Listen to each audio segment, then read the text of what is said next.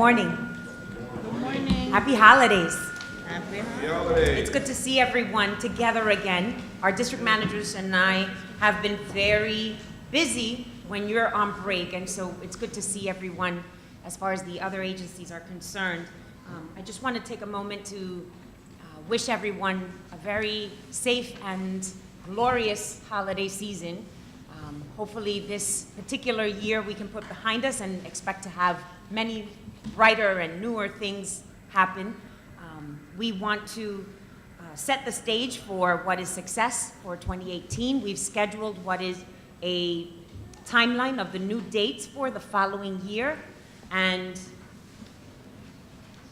we shared it with everyone, but I don't have a copy of the new schedule for the agencies. Did the new agencies get the new schedule for 2018 in the last meeting? That's the 2017 that I have in front of me.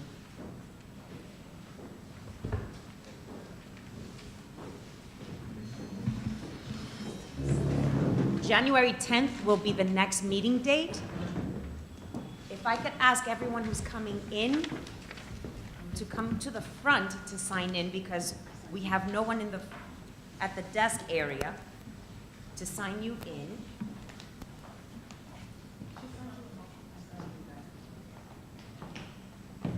And I will begin with roll call.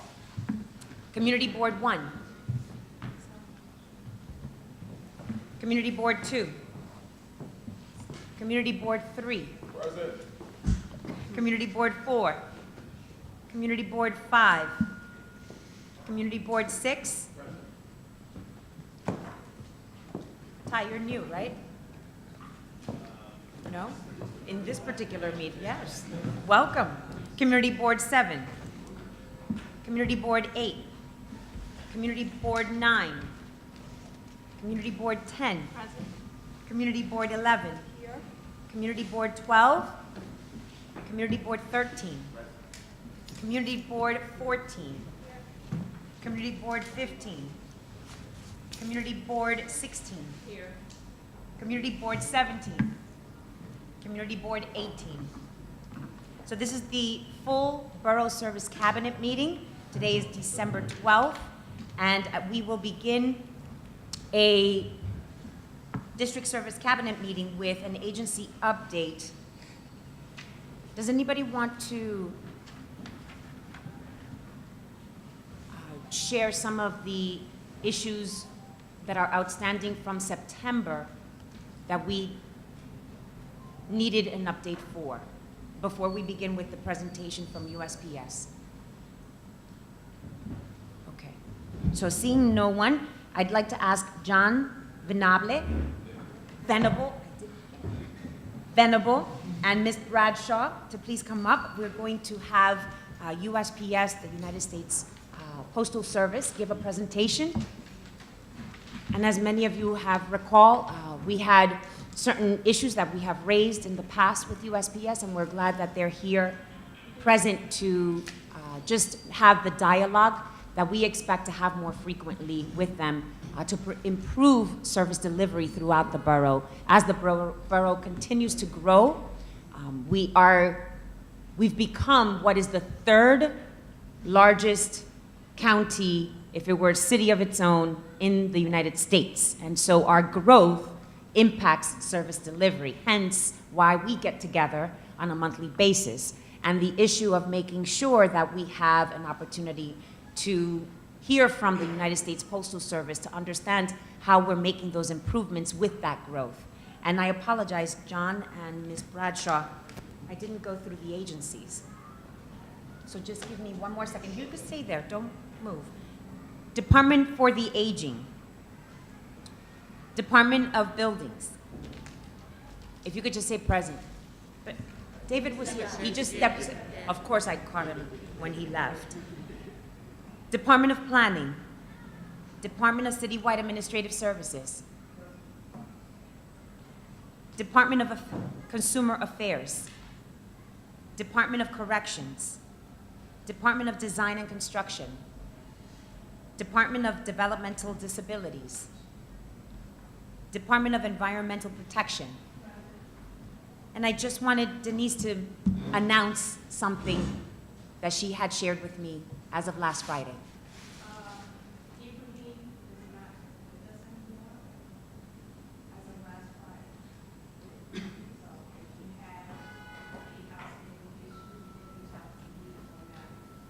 So we wish Ibrahim the best. I just found out myself, and so we just want to make sure that there's no gap in communication. And so Denise is making herself available to everyone, making sure that nothing falls through the cracks. And I hope she feels better. She's not well, and it's not a pretty feeling. So, feel better, Denise. I know that you were going to excuse yourself. Department of Finance, Department of Health, Department of Homeless Services, Department of Sanitation North, welcome. Department of Sanitation South, thank you. Department of Transportation, thank you. Department of Youth and Community Development. Present. Fire Department. Present. Thank you, sir. Human Resource Administration, Mayor's Community Assistance Unit, National Grid. Present. And I just wanted to say thank you to National Grid, Renee and her team, helping us with what is a Habitat for Humanity, homes that have been built, God bless you, where we were able to just address what is connection for families to receive their new homes as homeowners for the first time before the holidays. We're still working with the fire department, so Sandra, I would like to speak to you after this meeting. Thank you very much. New York City Housing Authority, New York City Transit Authority, Office of Emergency Management, Present. Police Department North, Police Department South, Small Business Services, Here. U.S. Department of Housing Urban Development. Present. Thank you. United States Postal Service. Present. Administration for Children's Services. Brooklyn Public Library. Commission on Human Rights. Present. Con Edison. Department of Housing Preservation and Development. Department of Information Technology and Telecommunication. Department of Parks and Recreation. Department of Probation. Verizon. 311. And that is it. So, John, please take it away. Thank you. Good morning, everyone. Good morning. And happy holidays to you all. Since September, since the last time that we met, I hit the ground running to address the issues that were presented to me on that last meeting. And myself and Ms. Bradshaw have also attended a lot of the community board meetings to address the issues that the community is having as far as how the Postal Service is serving the communities. And we are making a conscious effort to pinpoint those particular zones that are having either customer service issues or mail delivery issues. If it's the staffing on how they're addressing or handling the retail end of it without customers coming in stations versus the long lines, staffing within the Postal Service. There's a lot of moving parts that we're addressing. And specifically, some of the zones that we have made some active changes. For instance, in Community Board 10, which is the Diamond Heights Station, there was an issue with parking.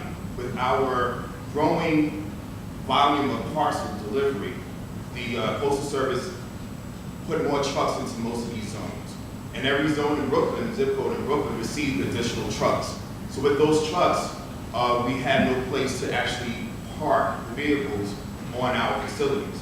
So we had to make some changes with street parking, alternate side street parking, dealing with DOT, and we're right now in the process to change the parking regulations around the Dyker Heights Post Office so that the trucks won't park within the neighborhood, taking away the residential parking. Also in Bushwick Station and East New York Station, that's Community Board 4 and 5, along with James E. Davis, which is in Community Board 9. I've gone into those stations personally to address those particular issues. Like for instance, in Community Board 9, James E. Davis, there was a town hall meeting 2 weeks ago, and I was present just to receive the information that was coming specifically from the 11225 zip code. And because of who James E. Davis, who he represented to the community and to the public, their issues was that because the name of the post office was named after someone that was a community leader, we should serve the community just as well. And those particular issues, I went into the station and addressed the local management and also addressed the staff, the letter carriers and the truck drivers. And most times we get the complaints from the community, but we also had to get what issues that we may have that the community can help us serve the community better. So, and for instance, a lot of times we have issues with mailboxes too small, where we have to ask local management of those particular buildings to upgrade the mailboxes. Oftentimes, we may have mail slots that are very too low to the ground, and the mail slots are very small. So we have to encourage our customers to upgrade mailing receptacles. So that's one of the issues that we do have. Could I interrupt? Yeah, sure. I'm sorry, John. I just want to understand, as far as new development, Yes. do you have what would be is there a particular design of a postal box that is given as far as requirements are concerned from USPS? Yes. And is that followed? For the new developments, yes, because before any box is installed, Okay. we have our road management team that go out and they inspect the premises, and we give them all the information that they need for the new regulated they call 4C mailboxes. And before we install the postal lock, we have to do another walkthrough to make sure that it's the proper height of the floor, that there's a directory, there's a ledge that's needed for the boxes. All that is put in place before we install. So your issues are not coming from where there are new developments? No. They're coming from what are established old communities? Yes, absolutely. And how do you work, if at all, with what would be community boards to address those issues, or agencies? Well, we go directly to the community boards. Most times, With a list of addresses? yes, or if So there's the- any specifics that they come to us about. So community board district managers have a master list of those particular postal service boxes that are not meeting the requirements? No? Well, for the most part, we don't believe that they have a list, but when issues arise, and there's an issue with the mailbox, where we go and examine the location, and if they give a report of misdelivery or there's some type of issue at that residence, then they give us that address and we investigate and find out exactly what's going on. But that's complaint driven, right? So from the postal service perspective on a proactive approach, are you asking your mail delivery service people to be able to inspect and report back? Yes. Carriers, normally when they hit the street, if they notice something, they are supposed to tell management and then they ask the situation depending on what it is, what. And so therefore, there's a master list that you have by zip code? Well, what normally happens, there's a form that we will notify the actual landlord or super that there's an issue with the mailbox. There's a general form. That form is posted within the building and is also given to the super so that we give them 30 days Right. to comply. And if Right. they have any questions, that's when we go, local management or myself and Right. Ms. Bradshaw will go out to address what the issues may be, whether the boxes are too small, the mailbox is way too high, the mail slot is too small, the mail's no good. And then from that point, we have those general forms. And those forms will allow the station to keep a record of each of those addresses that need to update their mailing receptacles. But, so then, as you have these forms generated, Yes. there should be what I would consider a master list of those particular mail service boxes that are giving you what would be less than the required size. that you would be able to generate to communicate back to district managers? And we can definitely formulate that, 'cause most stations, they keep that internal. Right. So as the forms are filled out and submitted to those particular addresses, the station has that locally, we don't have that, so we could formulate that sort of list. So we can get it to the community board so that we can work cohesively in getting that done. And this is just an issue I raise because the more established communities are the ones that are more in tune to see what would be greater issues, right?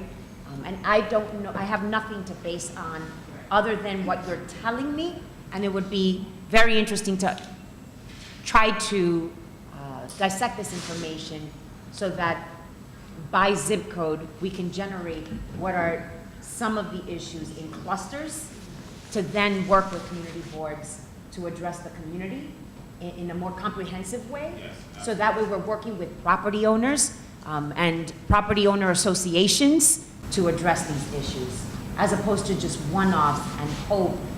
What after 30 days, what happens?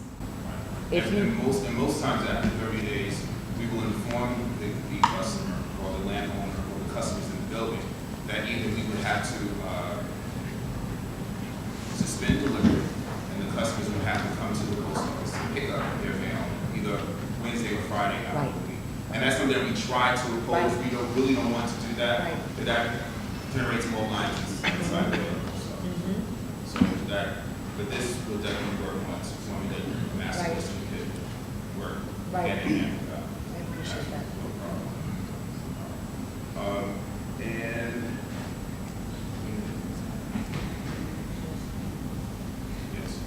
And also, within the NYCHA developments, we have what is called the Parcel Locker Initiative. I don't know if any of you have ever seen the Parcel Locker, but these lockers is a cabinet with 8 lockers within it. And we use those to also to reduce the lines inside the post office, where in the NYCHA locations, we have these boxes installed in the management office. So customers can actually retrieve their packages from those lockers instead of going to the post office to wait online to get the package. So it's more remote for them or any customer to receive their package within that parcel locker. So far, we've been sort of successful, but we're still driving to get it into more NYCHA locations. But we're also moving into the private developments as well, so that we can better service our customers so that they don't have to go so far to their local post office. And we also have what is called the informed delivery, where you can go online to see your mail prior to going into your mailbox. And that's, you can go online to www.usps.com, and you can apply for informed delivery. And right now, it's definitely a free service. And right now, as a pilot program, we're only tracking just the letters, not your magazines and so forth. So right now, you just see your letters coming into your mailbox prior to. Exactly. Yes. Good morning. I want to go back to about the locations with not the proper mailboxes. Once the form is given out, the 30-day form, what usually happens, the residents are at the mercy of the landlord.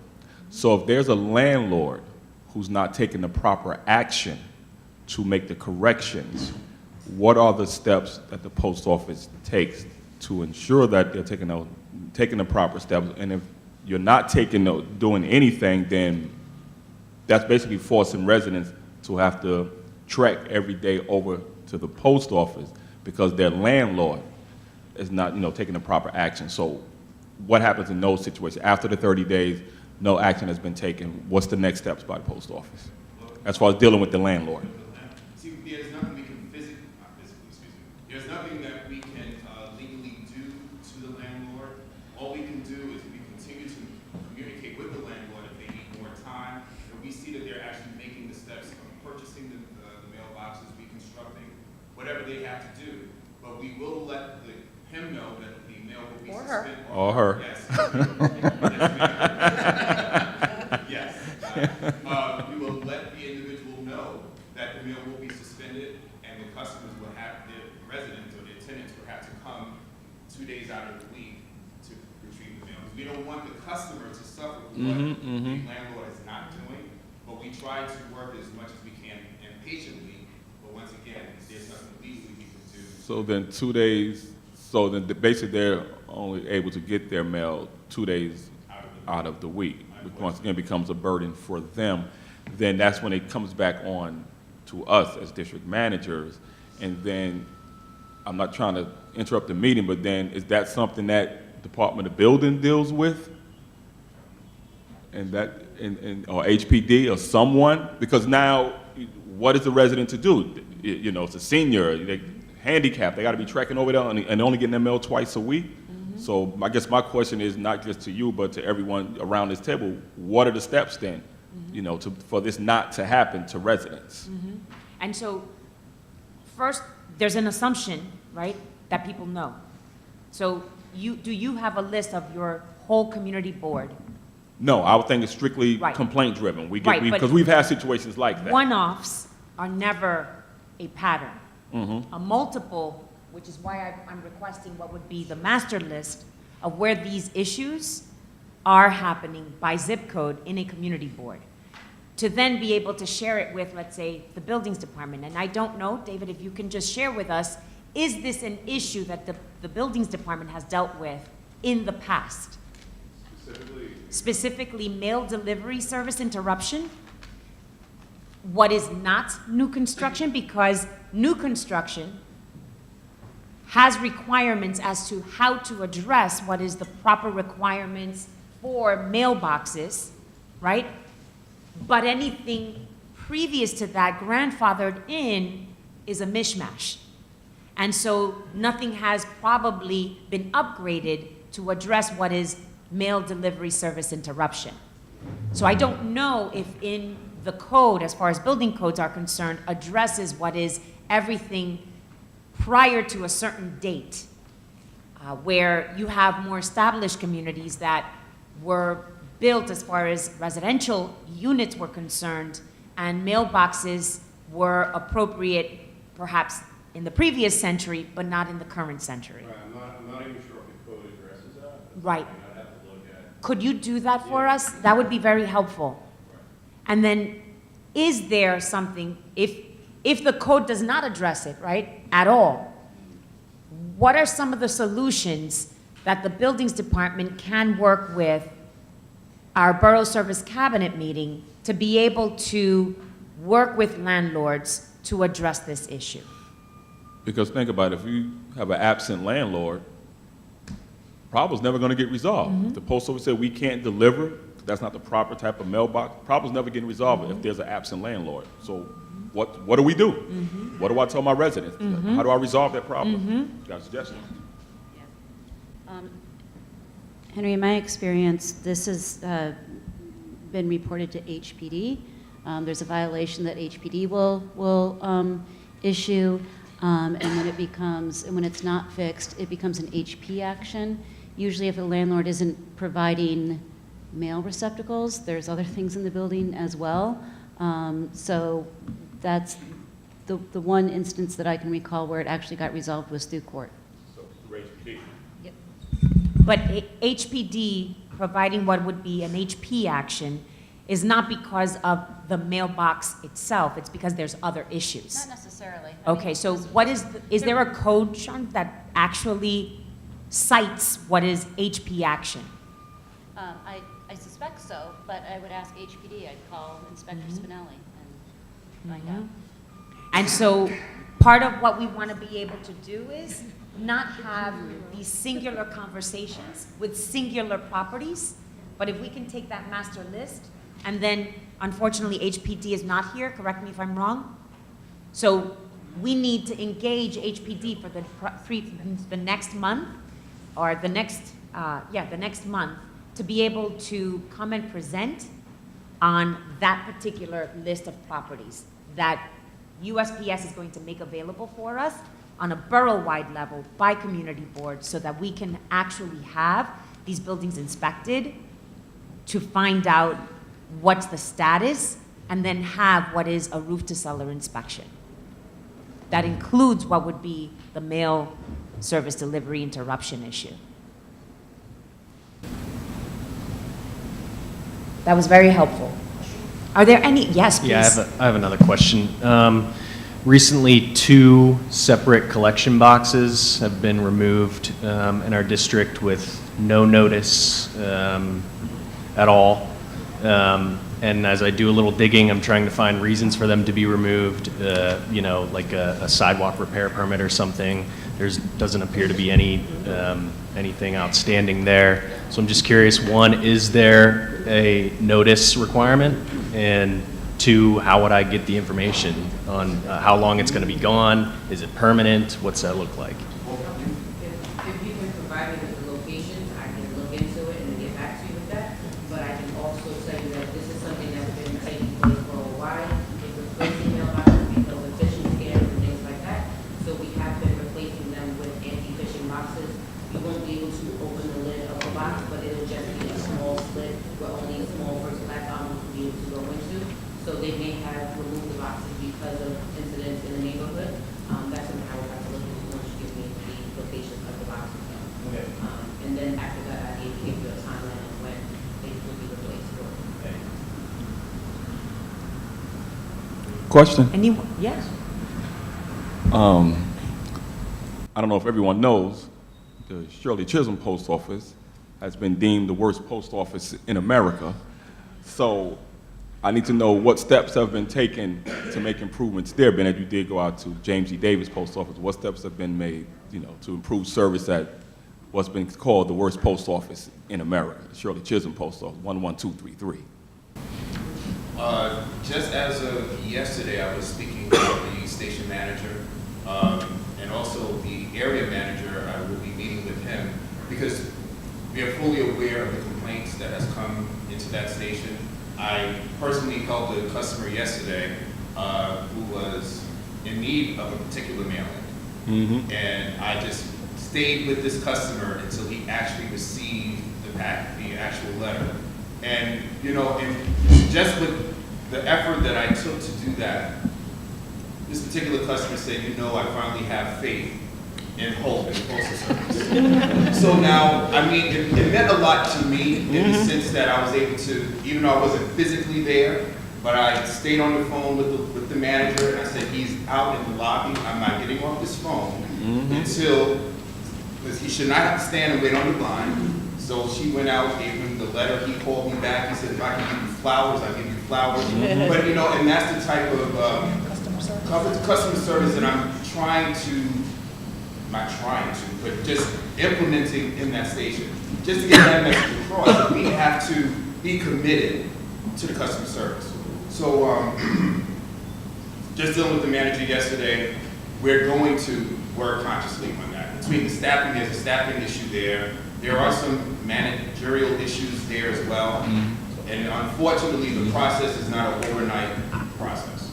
But there is a conscious effort in fixing that so that we don't remain, that would not remain the worst station in America. Okay. Is that a station, when you say staffing issues, that is short actual personnel? It's on paper, the staffing is fine. But most times, whether it is long-term illness, Got it. those type Okay. of, if it's long-term. So the head count is there, but Right. the actual day-to-day Yes. personnel Absolutely.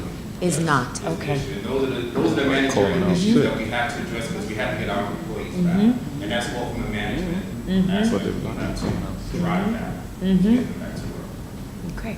Yes. And I just want to say first to Mr. Venable, thank you so much for your attendance at Community Board 10 and resolving that, working toward resolving the truck issue.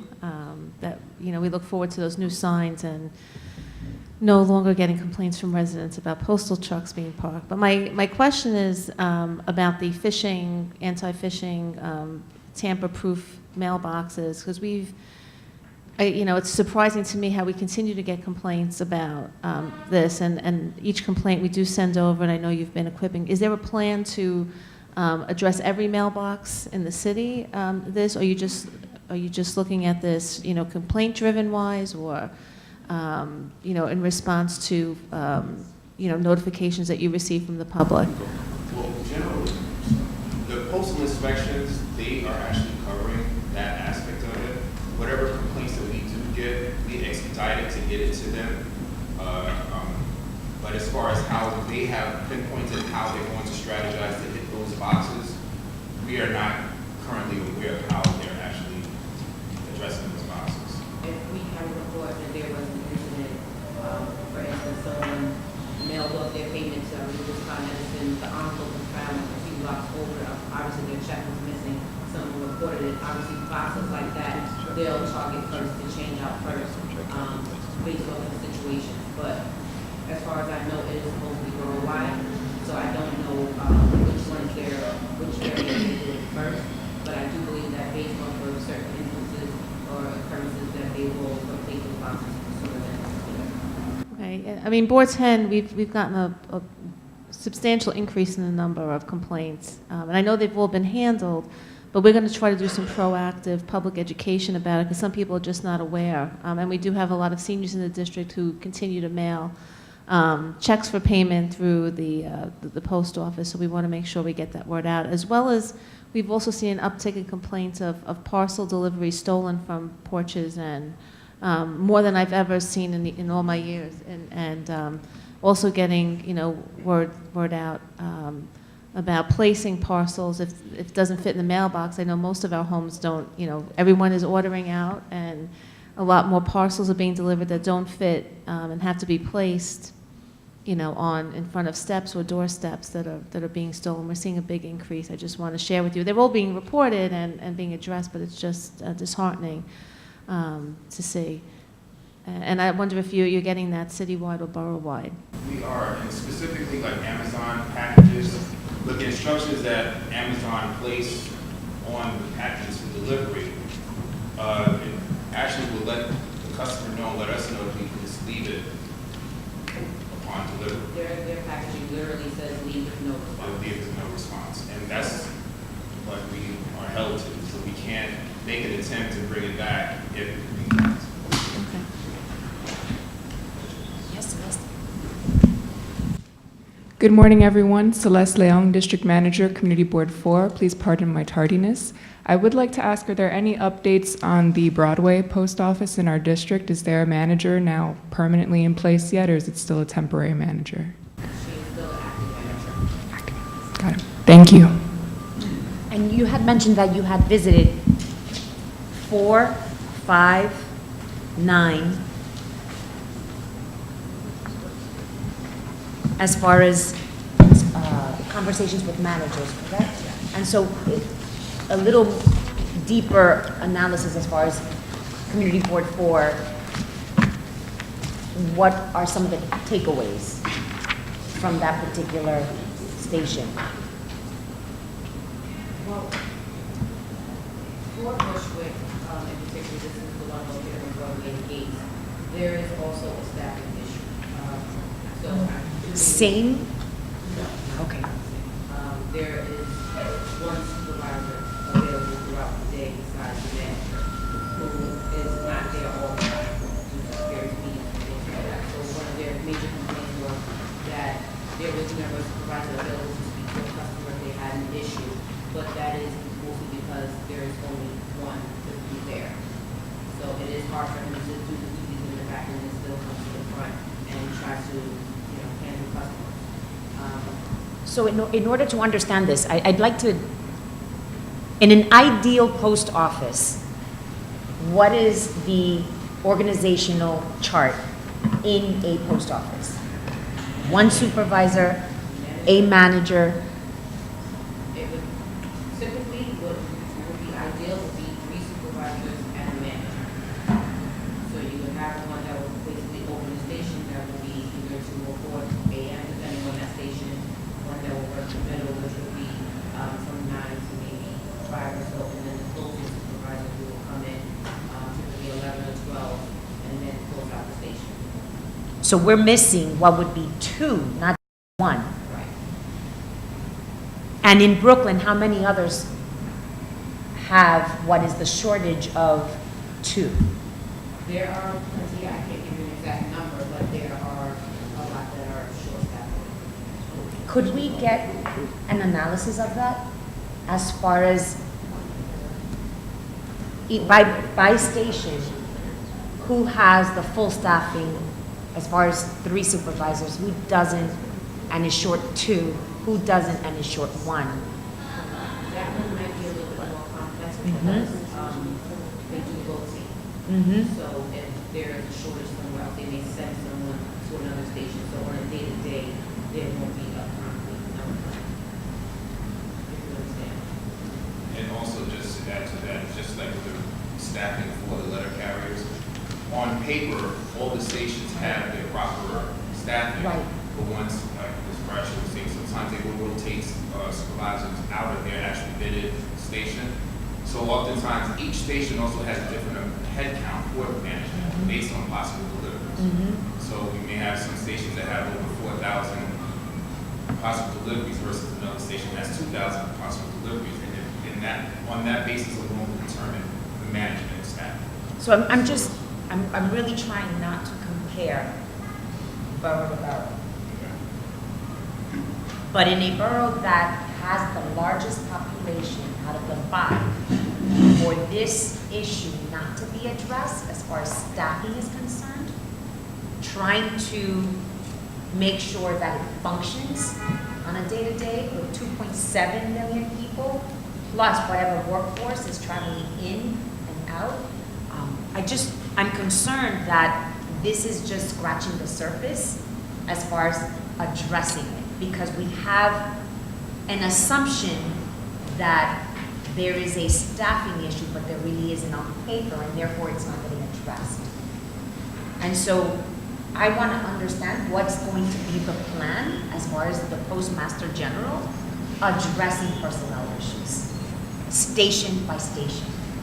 Because that is at the front line of how each post office is going to function and operate and deliver services to each community.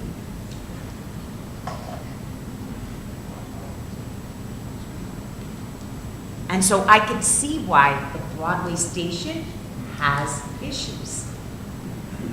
That's my local station. And I can't understand on a day-to-day basis why it just does not improve.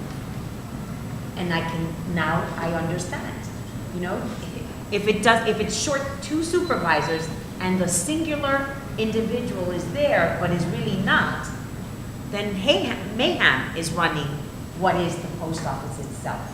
And that's not acceptable. So I just want to share that. Sure. We will certainly put that in writing. We appreciate the update, right? Because it gives a crystal clear understanding of what it is you're dealing with. But at the back end, the people are suffering. And that is unacceptable. So are there any other questions? Okay. So we have, I truly appreciate the thoroughness of what you are able to present since the last meeting. And we look forward to working with you. And we're not going to leave you hanging with this HPD matter as far as that master list is concerned. So we would appreciate the sooner you get it to us, the sooner we will contact HPD. Excellent. Thank you. A round of applause. This was really good. At this moment, I just want to take time to ask Sierra Dudley from the Y Plan. How many of you have ever heard of the Y Plan? Celeste, you get a gold star today. The Y Plan is an education strategy and action research initiative for young adults. And I will have Sarah give you the background, but on a personal and professional level, these are the types of programs that are going to engage our youth in a very productive way and have exposure to government in a very realistic format. And we would love to see what is an opportunity for partnership and collaboration with both agencies as well as district managers and their community boards because the type of work that these youth are working on is very substantial. There's credibility behind their work. We had 3 projects that we presented to our youth to work with what would be problems that were posed as questions and then solutions that they went out to investigate and work on as part of their recommendation. So we wanted to just share the program with you to stimulate what is an opportunity for you to take advantage of such a resource. So, Sarah? Thank you so much. And thank you all for having me today. I want to talk a little bit about Y-Plan. It is an opportunity for you to engage youth in an authentic and direct way, both like in class with teachers and outside in your work. And you know, from a personal experience, I know how hard it is to get youth to engage in civics sometimes. And this is a method that goes exactly straight through the education system. So you'll actually be working with classrooms, with schools. It's a great way to build those kinds of relationships. So Y-Plan is actually based at the UC Berkeley Center for Students in Schools. And our mission is to promote high quality education as an essential component of urban and metropolitan vitality to create equitable, healthy, and sustainable communities for all. What we basically mean by that is we want to engage education systems and city systems and programs, and we want to bring them to the table together to have a conversation. Because oftentimes those two institutions are very siloed, and we need to bring you to the table to actually, engage with the work in a city that's changing all the time. And I just want to note, this program started in New York and now it's national. So Y-Plan out of the Center for Students in Schools is an educational strategy. So it's a curriculum that's in class, but it seeks to build healthy, equitable, and joyful cities for and with young people. So critically, it brings youth to the table. We give them tools to do research, but it brings them to the table to actually have a say in what they want, right? So there are lots of great different programs and ways to engage with students, but a few things that make us a little bit different are that all of the projects are authentic. So as the Deputy Borough President mentioned, the issues you engage with youth with are issues you deal with every day. They're the things that you really want to change. And so all of the questions that you ask students about are all things that you yourself are like, can't find an answer to. And you lead with recommendations from young people in your district with actually an understanding of how to move forward. They're all classroom and academic based from our 5-step methodology. So teachers, you're going to be talking with teachers, and teachers actually use our methodology to do the project in class during classroom hours. And that way we engage all different kinds of students and don't leave out students who have jobs or sports or take care of siblings or whatever. Finally, our questions are always place-based and social justice and equity focused. And that's important because it's really crucial to engage with social justice in our cities, especially with our young people. These are some of the questions that I know from experience, young people ask all the time. Why do homeless students have such high rates of absenteeism? Why can't victims of domestic violence access available services?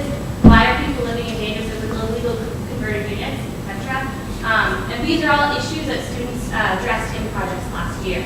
So they worked with different city agencies that I'll talk a little bit more about, and they were able to give their insights and recommendations. And crucially, it's really important for young people to be thinking, why are conditions the way they are in my neighborhood, or my district, or my school, but not in other parts, not in other boroughs, or not in other schools. And we want students really thinking critically about that. So this is just a little bit of an example. Our work is national. And last year we worked with about 1,300 students total. 600 of them were in New York, so we have definitely quite an expanded program with a total of about 30 projects and 25 different civic clients. So our projects can be kind of like a variety of different topics, but generally they address 4 different core sectors in city planning: housing, transportation, public space, and school services and amenities. These are some of the New York City clients that we've worked with in the past: the Department of Transportation, the Department of Education Office of Sustainability, the Office of the Brooklyn Borough President, and Deputy Borough President, the MTA, Mayor's Office, City Council, Banker Road, and Health Creative. And just giving you a little bit of a snapshot of what it looks like and what kinds of projects students are actually doing.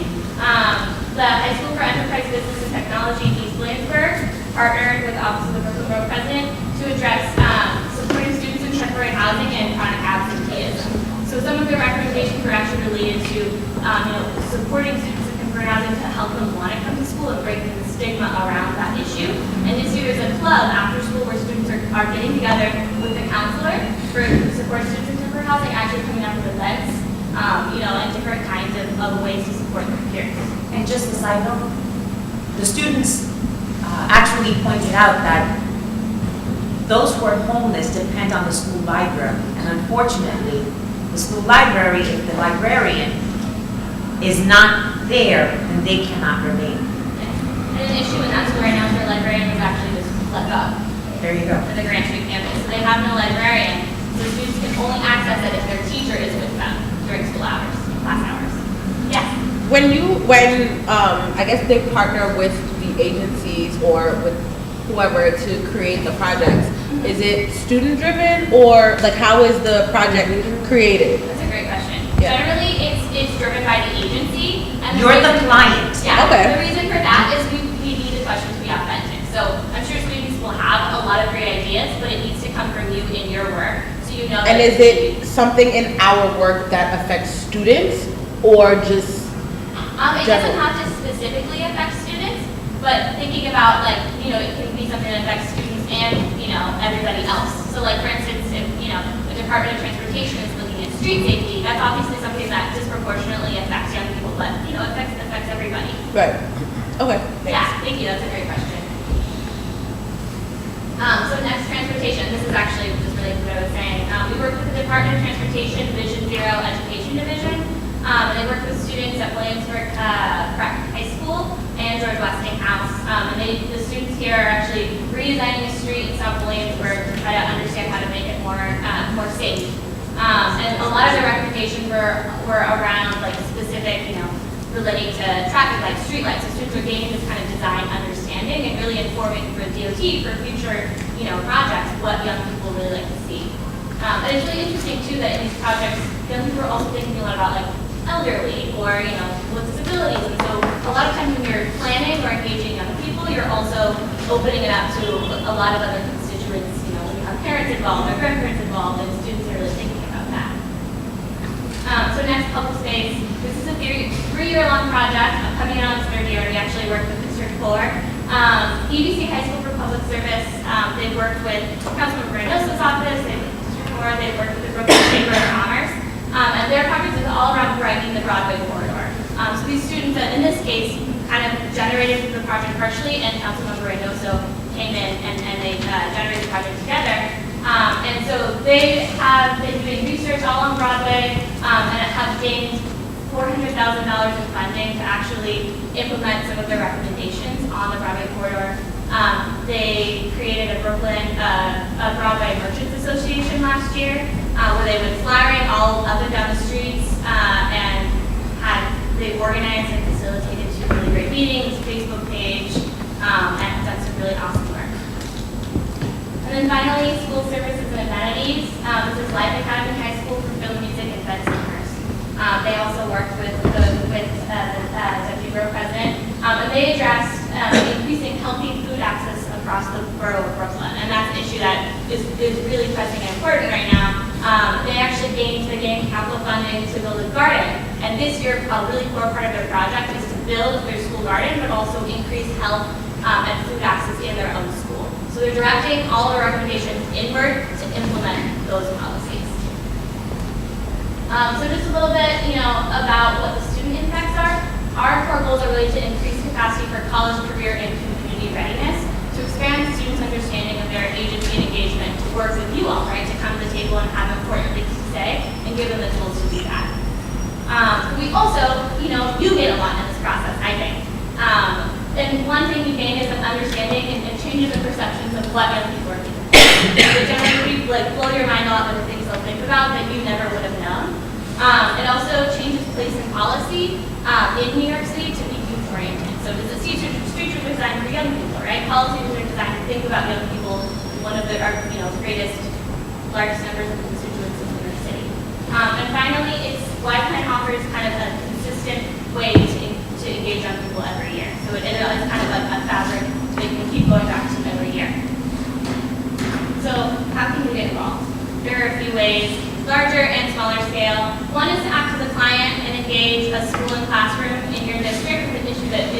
really pressing for you all. And that's something I can help facilitate as a coordinator. I work directly with schools, I train teachers, and I help kind of make the process as easy as possible. The process, the schedule for the year, the projects start in January and the final event in May. So that's usually how that process goes. Next, we can present to you about community boards. This is so important. I know a lot of times for young people, they finish the project at the end of the year and they learn about community boards or they learn about youth leadership councils and they're like, oh, I would have applied for that, but I just had never known. So bringing you into the classroom and having students build an awareness of the kind of opportunities is super important.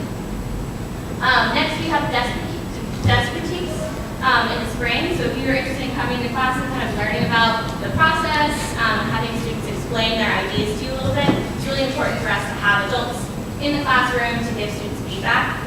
And then finally, we have our final event on May 23rd, and we'd like to open it up to everybody to come in as a reviewer and see the final product of all the projects. Sarah, what borough had the most projects? Brooklyn. Brooklyn last year had 16, and we had one from Queens. We had a small scale project in the Bronx that didn't end up completing, but Brooklyn. Yeah. And it's a game changer, right? So just think, Derek, Human Rights Commission, right?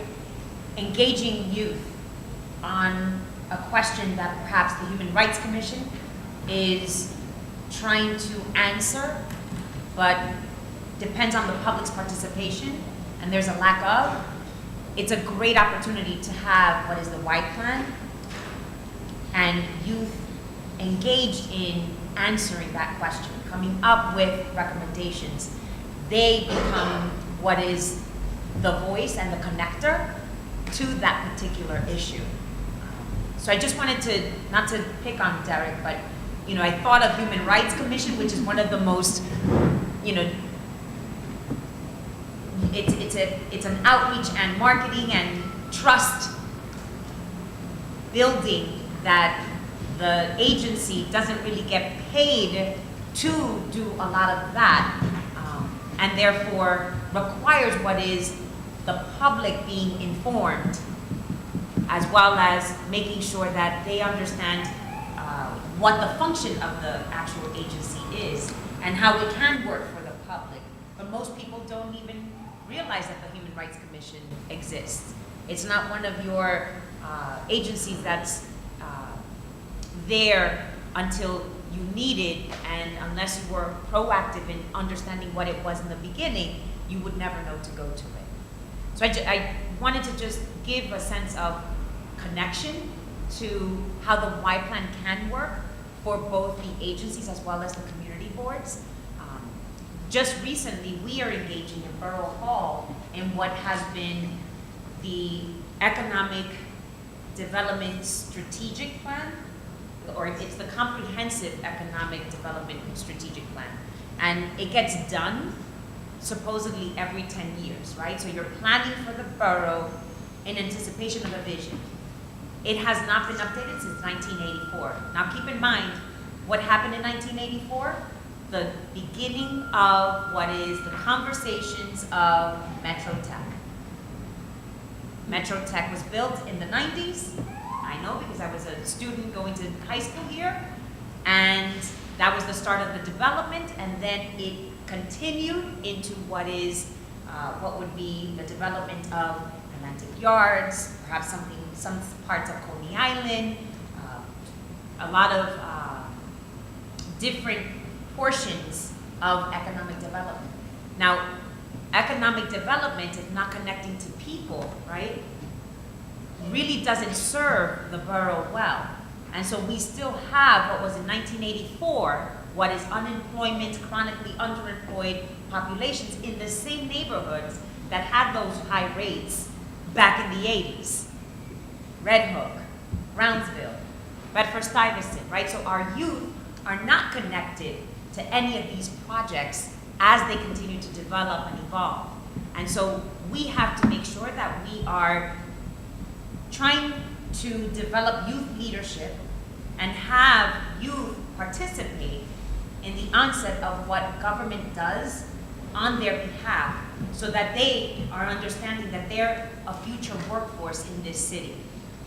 And so through the Y plan, I think that this is one of the greatest benefits we have in order to make sure that there's a cross-section and a cross-pollination of services and leadership development. Does anybody have any questions? Yes, Eddie?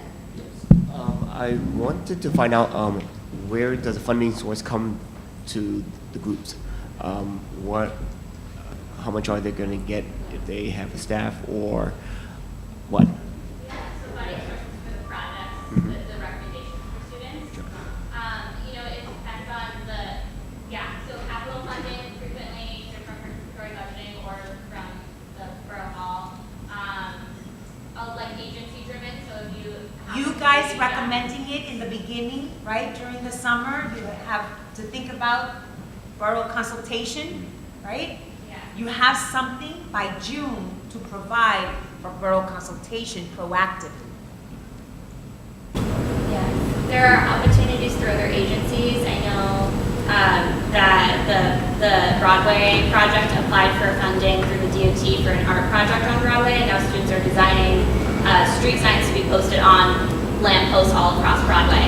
And that was something it was Councilmember Reynoso's office that applied for it, but I know anybody could apply for it. And so that funding came from that agency. And so that's why I encourage you to think about what you're already working on in your own work, right? So if it's something that you're already kind of wanting to, to gain funding on, or a larger project you're working on, pulling in an element that you want youth input on is really the way to go. But I just noticed that that you're working on the Life Academy with the Healthy Initiative. We're doing something in Coney Island with, I guess, Take Care New York, and they're trying to connect with obesity problems, and hearing that you have the youth involved, hopefully now hearing this, that they could connect together for something. Nothing hopefully Hopefully, happens, we'll make right? it happen We in have time. to engineer these things to happen. We'll make right? it in time to make them work together, because I think the component of the youth is missing from the Take Care New York initiative, and for them to have just the seniors and the older residents, they don't have the children and the youth to go and, like you said, doing research or finding out why our neighborhood doesn't have any fresh vegetables and stuff like that. I think is something that later on we'll talk more in detail how they can work with what's existing right now. Right? Thanks. I also have my card with. Yes, definitely. Is the program solely limited to high schools? No, not at all. In So New you York have middle City- school adaptation? Yeah, we do. It's the same curriculum. We haven't typically worked with any middle schools in New York, just because our main contacts are through high school superintendencies. You know But if that you every know a middle middle school, school, every middle school in New York is funded for after-school service. And every middle Not school every. in New York, every middle school in New York has a pot of money, all right, for the delivery of those services that allow them to contract out. So you represent the innovative approach to a program that could be partnering with another agency inside of that school on a fee-for-service basis. And we're talking every district has partnerships to one degree or another, but most of the middle schools are in the mix. that's great. I will do some research about superintendents to reach out to for middle schools. Generally, our work is in classrooms, but we do have some adaptations for after school. That if there's funding available, if there's interest, definitely could be very useful. Thank you. But the middle schools need clients. Yeah. Do you understand? Like, I don't want this to be an issue about funding. This isn't about funding. Sometimes money isn't the answer to everything, right? So what they need is connecting the youth to actual clients. And if clients are not in the portfolio, then the youth have no projects to work on. And so this was my way of trying to bring a resource that's of no cost to you. What's it gonna cost? Your time and your commitment. And a question.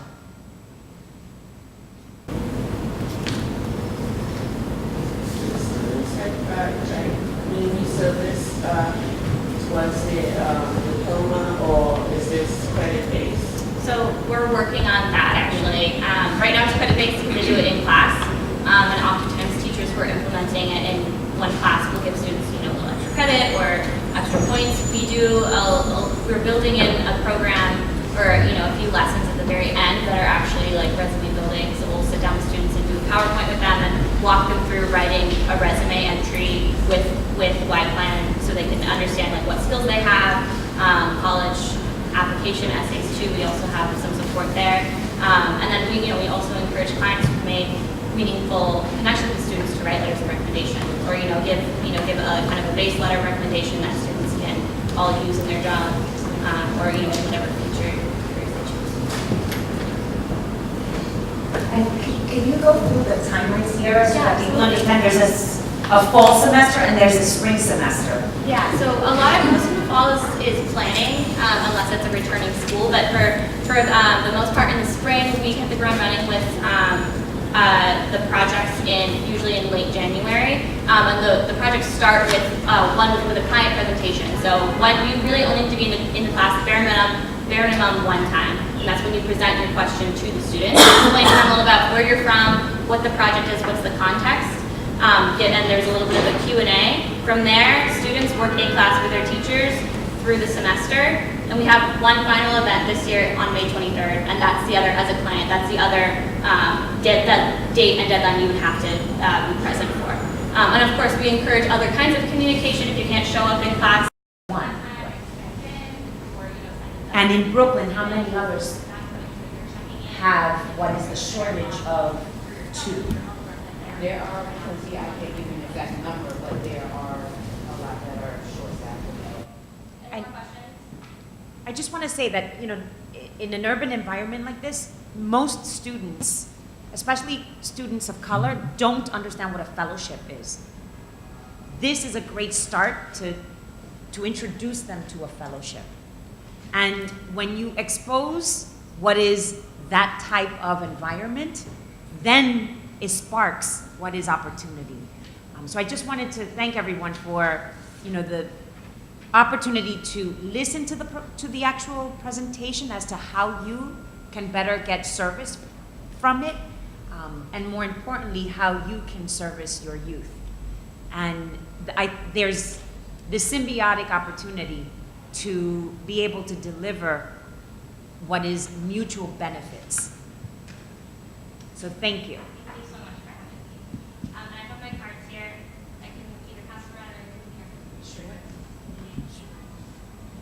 And at this moment, I just want to take an opportunity. Are there any announcements that anyone would like? Renee is at the edge of her seat. You're ready? You're ready. Yes. Love the energy. Renee, please. Thank you. So thank you. That was a great presentation. I actually sent that over to my colleague at work, who gets involved with those type of initiatives. Excellent. So Thank we'll you. see what we can do.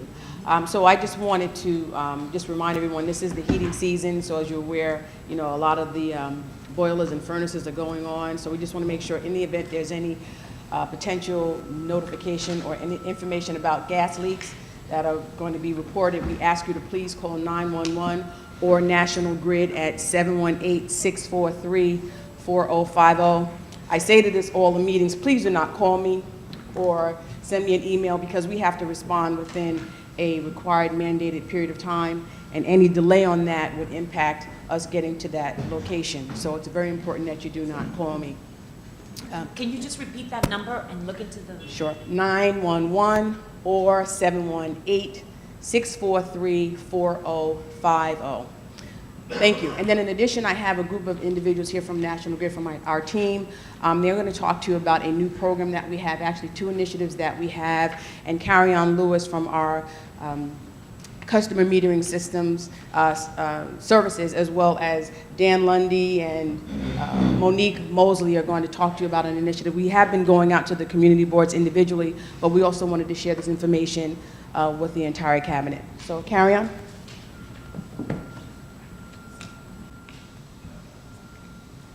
All right, good morning. My name is Carrie Ann Lewis from the Customer Meter Services.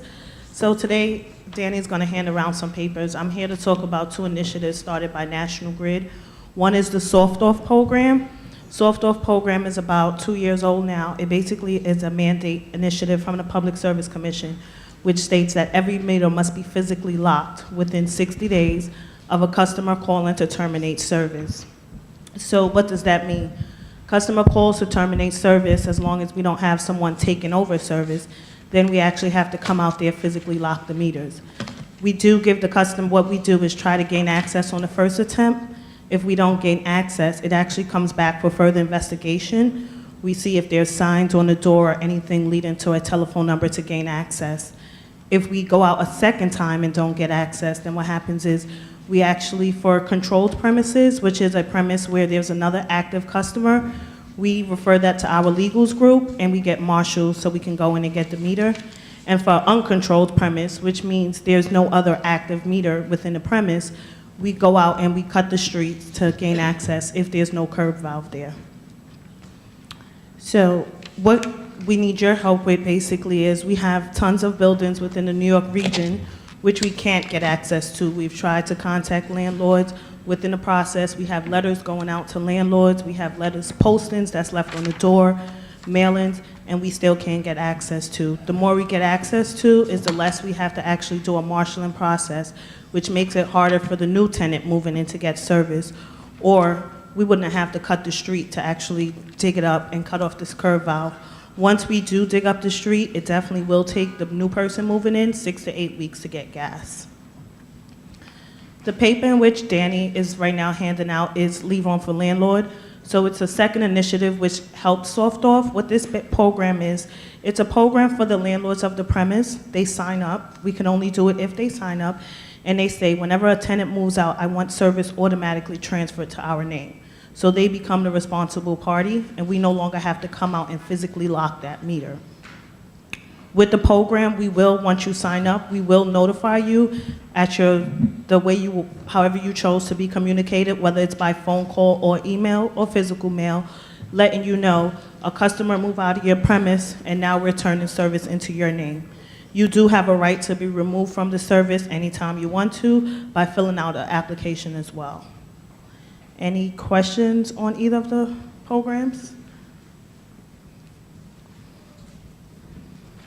So I'm gonna give it back to Renee. So thank you. So we just heard about, concerns dealing with landlords and getting access for post offices and those other initiatives. It is so important that if we provide a list of names to you, that if you could work with us, because the last thing we want to do is turn off someone's gas service. And it's so important to get this done. So any assistance you can provide would be greatly appreciated. We have been going to the individual community board meetings, and we're going to continue to try to do that. But in the interim, anything that you can do, if we send you a list, we ask it if you can help us with that. We appreciate it. Thank you, and happy holidays to everyone. Thank you, Renee. That was very helpful. And I do want to just take a moment to thank you and your team once again. Over the weekend, Ingersoll houses lost their heat, and you worked around the clock to address that issue. And every unit there, by Sunday morning, was able to have heat restored. So thank you very much for working with NYCHA on that. Are there any other? Yes. Yes, I have some information regarding a pre-proposal conference that is being convened by DYCP. There are 3 proposals, there are 3 RFPs that are currently public. That is a runaway and homeless youth drop-in center RFP, outreach services for runaway and homeless youth, and a crisis shelters transitional independent living program funding opportunity. The conference will take place on the 18th of December, that's next Monday, at 2 Lafayette Street, 14th floor auditorium. Attendance is not mandatory for you to apply, but I think it might help to answer questions if you know any providers that might want to apply. Okay, thank you. Can you send us that particular invitation via email? Yes. And we will share it with everyone here. Will do. Thank you very much. Thank you. Yes. Good morning, everyone. Good morning. My name is Eric Parker, Outreach Liaison with the Department of Small Business Services. In an ongoing effort to reach out to the small business community, SBS has rolled out a new mobile unit, which is a recreational vehicle that visits neighborhoods, it parks, and provides on-site assistance to small businesses. It's a recreational vehicle large enough to house a small conference room and 3 computer terminals. We've been out to different neighborhoods around the 5 boroughs so far, but in 2018, we want to ramp up our efforts to reach the small business communities. We are asking district managers from the community boards if you could identify neighborhoods where businesses have difficulty coming out to get services. We want to come to those neighborhoods to provide on-site assistance. We provide what's called an on-site assessment, where we can talk to a business owner to find out whether they are in need of financing assistance, if they want to hire more employees to staff, pro bono legal assistance, and other services that SBS provides. The same services that we provide at the agency, we want to provide at this mobile unit as well.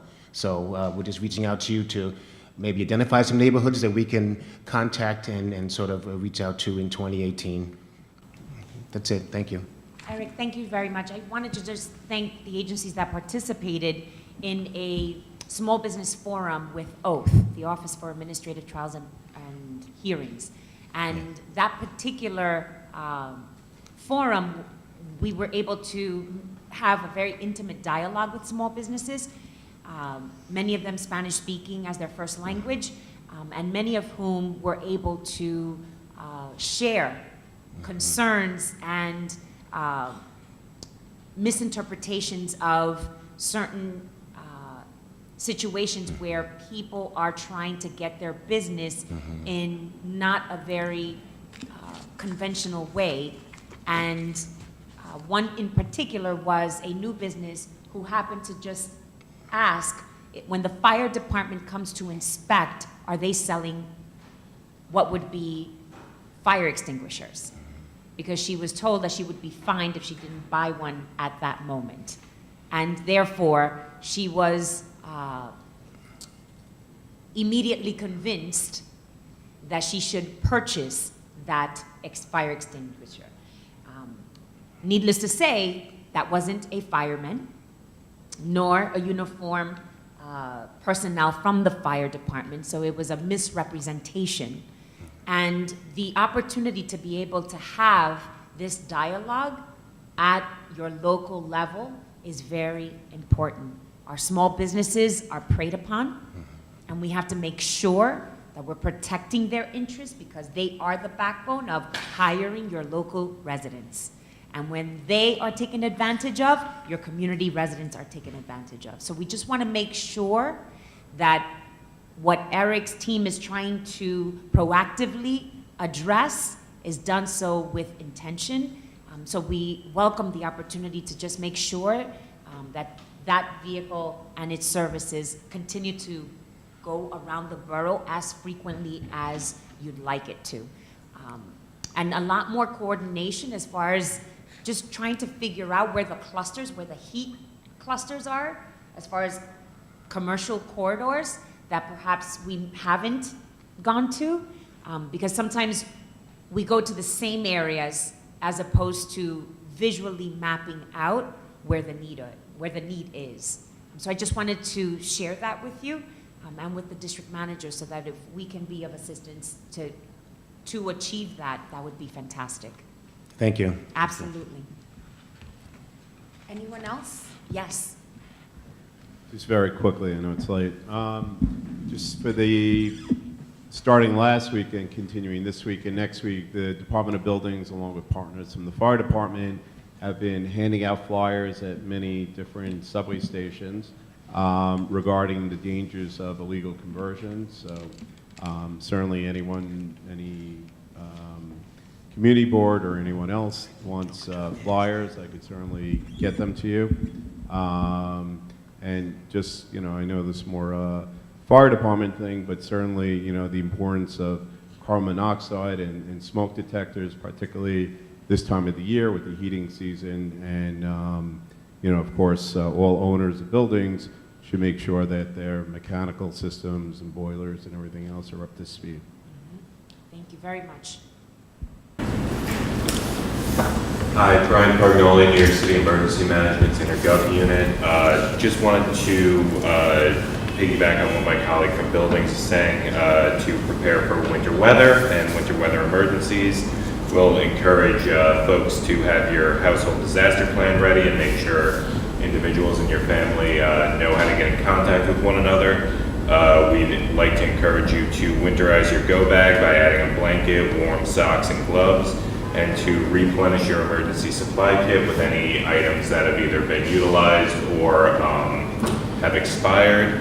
And we'd also say you might want to add extra blankets, warm clothing, and battery-operated radios to monitor winter weather conditions during a storm. And we have also launched a emergency management themed podcast that individuals can download on SoundCloud and iTunes.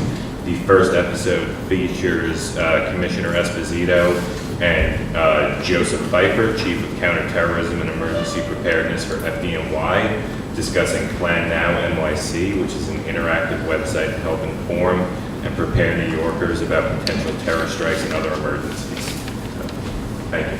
Thank you. And, yes. Have you worked with any of the other community groups in light of what happened yesterday with the soft targets? Because we know Times Square is a hard target. Have you worked with any of the soft targets? Because Coney Island is coming up with New Year's Eve celebration and also the elevator launch the following day, and we're just wondering have they looked into it since yesterday everything happened? I can't comment on any specific conversations that have been had, but we work with Coney Island and other various agency partners like FDNY and PD for large-scale events that are planned. So I'm sure we'll be involved with New Year's Eve and Flush.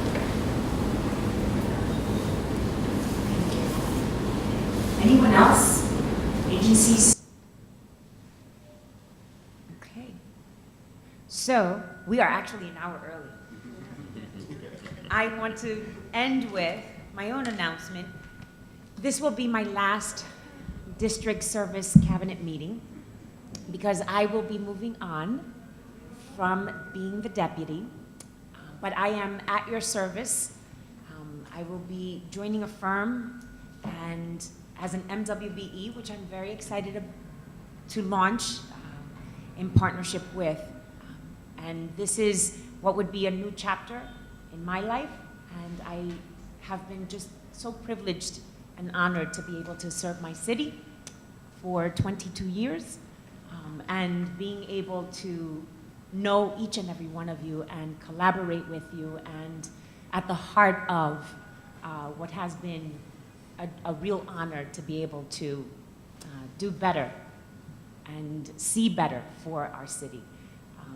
I am born and raised in Brooklyn and will always be in Brooklyn, and this is an opportunity for me to just branch and learn new things and have what is an opportunity that I always wanted to and always sacrificed to put it on pause. Because I wanted to make sure I'm never ready to go, right? And the opportunity presented itself where I couldn't say no. And so thank you for just being good friends and supporters and for doing the work you do. You're the frontliners of why this city functions 24/7. Thank you for all your years of service and to be able to be by your side.